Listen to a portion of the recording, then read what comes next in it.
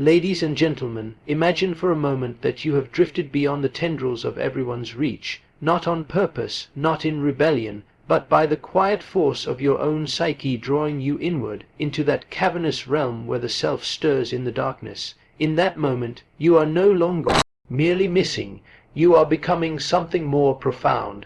As I speak to you now, it is not from the surface of consciousness, but from the very deep where symbols simmer and meaning is born. What truly happens when one becomes unreachable is not absence. It is transformation, it is invitation, and it is transmutation of the soul.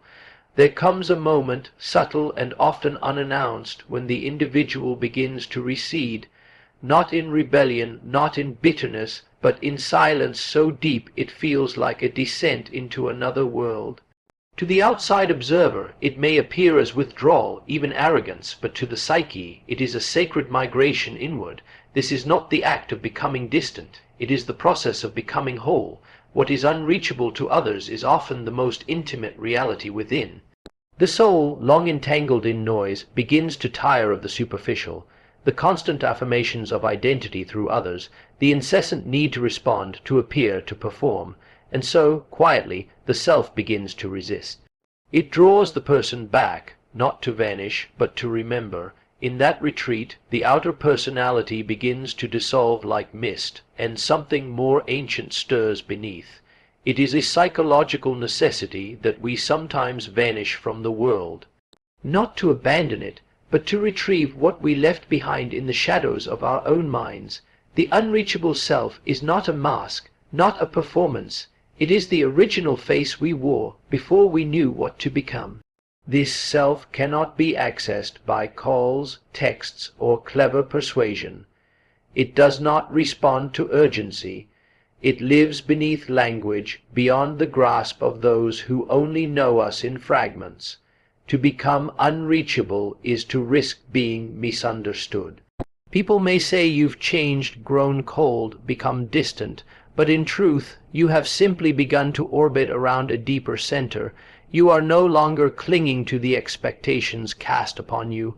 You are no longer living at the surface of things. In this sacred solitude you begin to differentiate between what was merely inherited, ideas, patterns, voices, and what is authentically your own. There is something undeniably archetypal about this turning away. It mirrors the ancient rites of retreat, the prophet in the desert, the wanderer in the mountains, the hermit in the forest. These are not tropes, they are symbols of psychic necessity. Every soul must at some point walk away from the marketplace and enter the cave. Not to hide, but to listen.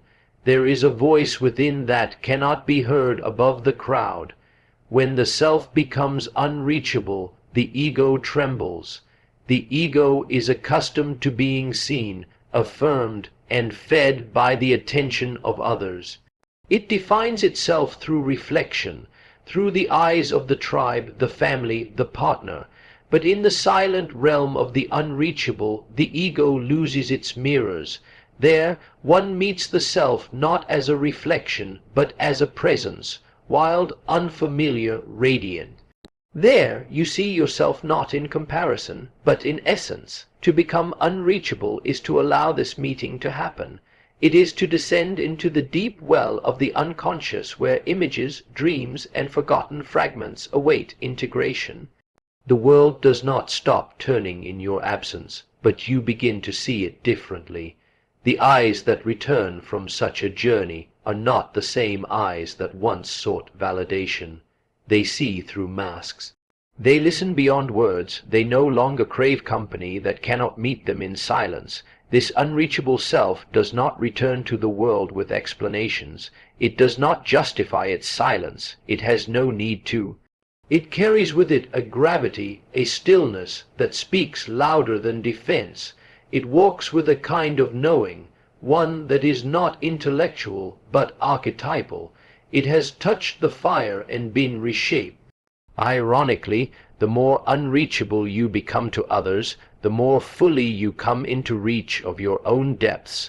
That is the paradox.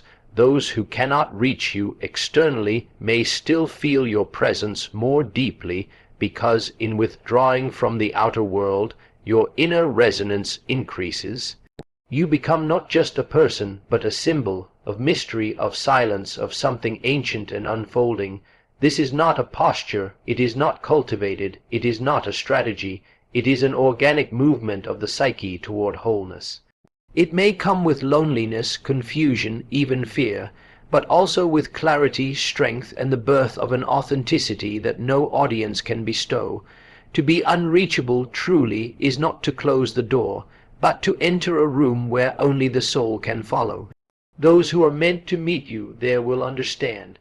The rest will speak of your silence as absence, never knowing it was a form of presence too vast to be contained by words. There is a strange phenomenon that unfolds when a person disappears, not physically perhaps, but psychically. When one removes their presence from the habitual exchange of attention, something stirs in those who once had access to them.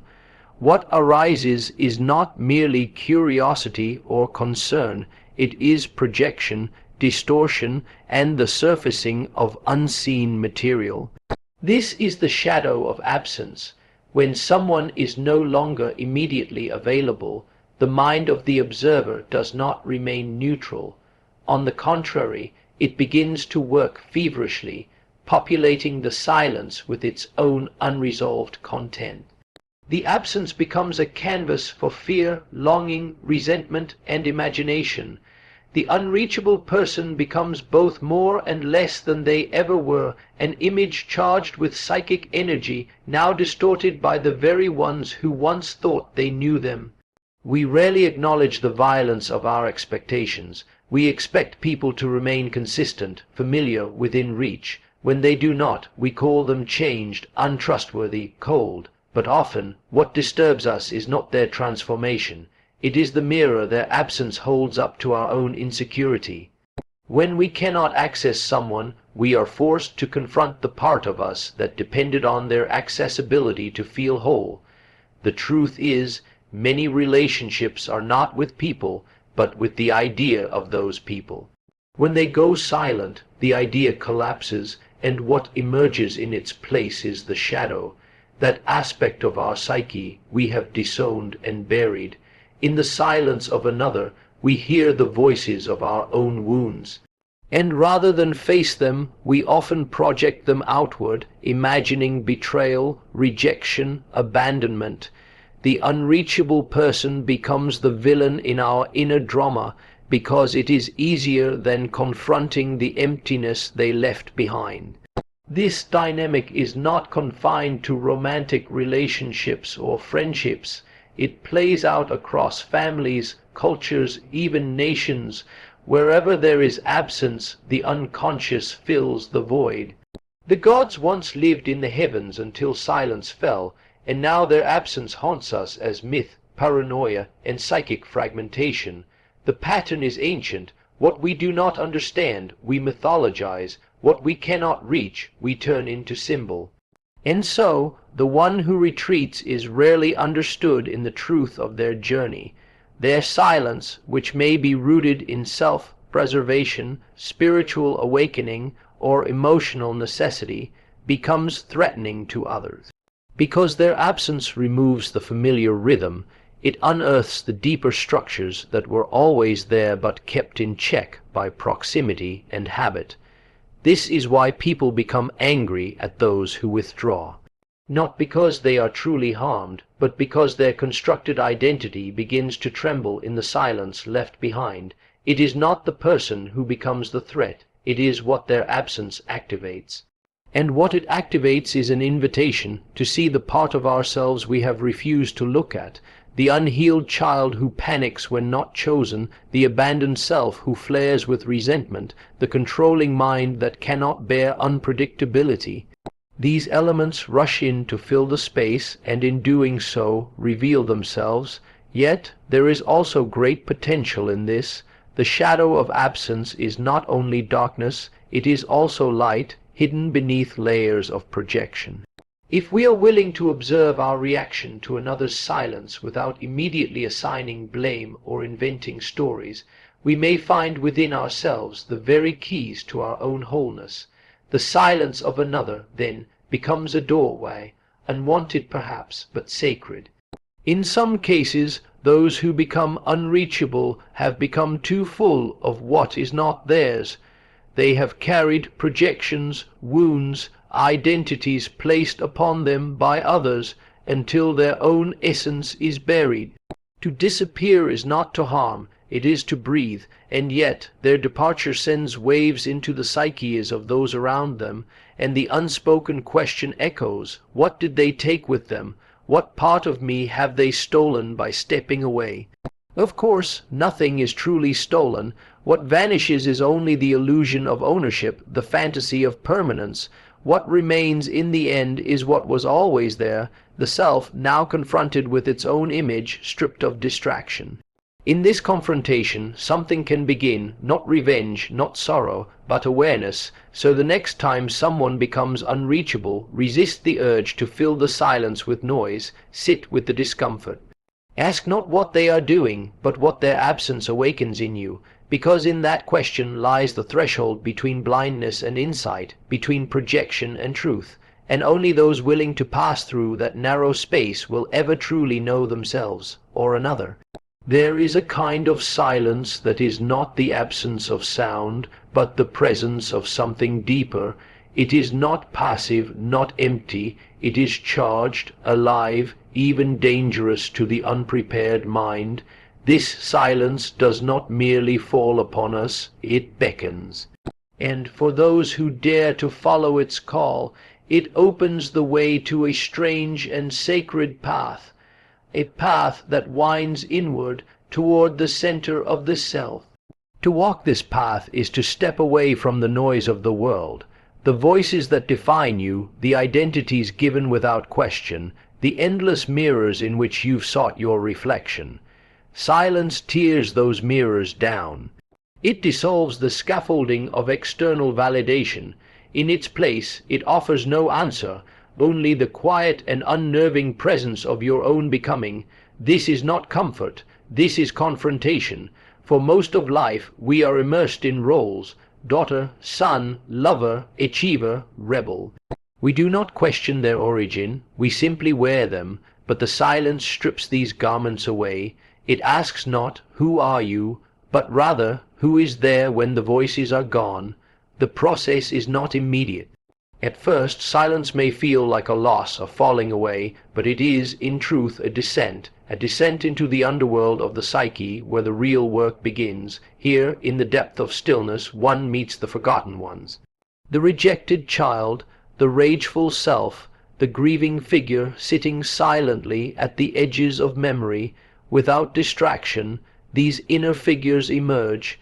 They are not enemies, they are fragments, splintered aspects of the whole. And they return in silence to be seen, acknowledged, and finally integrated. This is the essence of individuation, not the crafting of a better self, but the remembering of the entire self, not perfection, but wholeness. It is not something achieved by force or cleverness, but something allowed through inner attention, through letting the unconscious speak in symbols, images, dreams.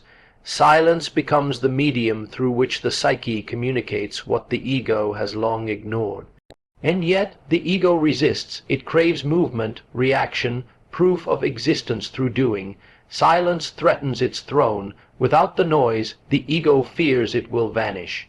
But if one endures, if one stays long enough in the quiet, something extraordinary begins to happen. The center of gravity shifts. One no longer orbits the approval of others. The inner voice, once faint, becomes clear. It does not flatter, it does not entertain, it speaks in truths both beautiful and terrible. There is pain here, yes, but not suffering without meaning. The silence reveals patterns, how you have repeated wounds that were never yours, how you have spoken in voices not your own, how you have lived for eyes that were never watching, and yet it does not condemn. It invites. The moment you cease trying to escape yourself in noise, you begin to reclaim what was lost to survival. What returns may be strange, the forgotten joy of solitude, the childlike wonder of observation, the natural rhythm of your breath without performance. From these roots a different life can grow, not louder, not grander, but truer, and the world feels this. Something in your gaze changes. You no longer ask for permission to exist. You no longer perform silence as a statement. You embody it as a presence. Others may not understand. They may say you are distant, hard to reach, different. But that is only because they still live in the place you left. The place where identity is bartered in the marketplace of validation. You do not abandon others on this path. Rather, you return to them, not as a fragment seeking completion, but as one who knows the shape of their own soul. In silence, you have traced the contours of your being. You have met your shadow, and rather than exile it, you have taken it by the hand. What you bring back is not explanation, but essence. Individuation through silence is not a linear journey. It spirals, deepens, contracts, expands. At times it may feel as if nothing is happening at all, but the deepest shifts are often the quietest. The moment you no longer flinch at your own emptiness, the day you sit without distraction and feel at peace. These are the signs of emergence. No map can show you this path. No teacher can walk it for you. But within the silence a guide waits, one who has always been there, beneath the voices, beneath the noise. When you finally meet them, you will recognize the face, and it will be your own. After the silence, after the long descent into the inner chambers of the self, there comes a quiet return, but it is not a return to where one was, nor to what one once called life. It is a re-emergence, subtle, deliberate, often invisible to others, but felt deeply by the one who has crossed that threshold. Something within has changed, though no words can fully capture it. The surface may look the same, but the soul now stands in a different relation to the world. This return is not an escape from solitude. It is its culmination. It is not the end of the journey, but the turning of its spiral. And what reappears in the world is no longer a mask formed by expectation, but a presence sculpted by truth. The silence was not exile, it was gestation. In that darkness meaning was not given, but born, and now one speaks again, but the words are different. One connects again, but not out of hunger. The need to be seen has been replaced by the capacity to see. Those who meet you may not understand. They may search for the person they knew, the personality they once interacted with, but they find a stillness in your eyes now, a depth that unsettles as much as it comforts. Because you are no longer seeking from them what they cannot give. You are no longer trading fragments for the illusion of closeness. You have touched something permanent, and in doing so, you carry with you a quiet strangeness. It is not detachment, it is integrity. The return is marked by a new kind of connection, one that is not desperate but discerning, not reactive but rooted. The noise of trivial exchange no longer calls you the way it once did. What once seemed urgent now reveals itself as hollow. The pull toward distraction fades, and in its place arises a hunger not for stimulation, but for resonance, not for people, but for presence. You do not want more conversations. You want real ones. You do not seek crowds. You seek symbols. You are no longer satisfied with surfaces. You have seen beneath. To reconnect after such inner work is to walk among others with new eyes. You begin to feel the invisible lines of energy between things, the subtle emotional weather in a room, the pain hidden behind smiles. You hear not just what people say, but what they cannot say. You are no longer fooled by performance, because you have faced your own. The masks are familiar now, and you wear none unwillingly. This new presence does not announce itself. It does not demand recognition. In fact, it often goes unnoticed by those who live only in appearances. But to those who are also awake, it is unmistakable. The soul recognizes soul. The heart that has descended recognizes the heart that has risen. And when such beings meet, something sacred happens. There is no need for noise. Even in silence, a profound communion unfolds. What emerges is not a better self, but a more honest one. You no longer sell parts of yourself to belong. You do not betray your intuition to maintain harmony. You understand now that not all connection is growth. You no longer fear the aloneness between people, because you know it is the space where truth begins, and so the connections you do allow become charged with depth.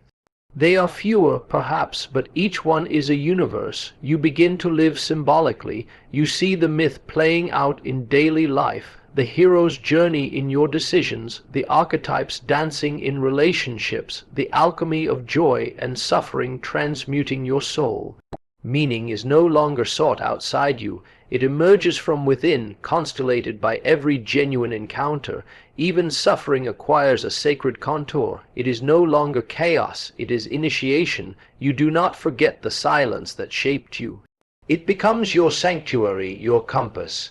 In moments of confusion, you return to it, not to escape, but to remember. And from that center, you extend yourself again to the world, not as one seeking to be completed, but as one already whole. And it is from this wholeness that you give, love, and speak. Re-emergence is not a return to noise. It is the birth of meaning in motion. It is the integration of solitude and connection, of shadow and light, of wound and wisdom. It is not about being understood by all. It is about standing in such deep understanding of yourself that misunderstanding no longer unsettles you. In this space, connection becomes sacred again, not because it is constant, but because it is real. And in that reality, something eternal is touched, even if only for a moment. So, when you become unreachable, let it not be mistaken for abandonment. You are not hiding, you are alchemizing, you are not shirking connection, you are reshaping it, inviting souls to awaken within themselves. And when you return, not as someone lost to the world, but as someone profoundly found in yourself, that is when true connection blossoms. May your silence birth clarity, may your absent voice awaken others, and may your return carry the fruit of transformation.